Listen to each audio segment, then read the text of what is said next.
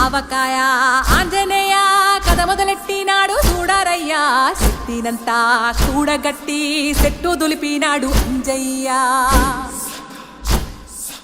ఎర్ర ఛాయ కోతి అవతార వెంటమాయ కత్తి సేత పట్టకుండా కాయ కోసినాడు కపిలయ్య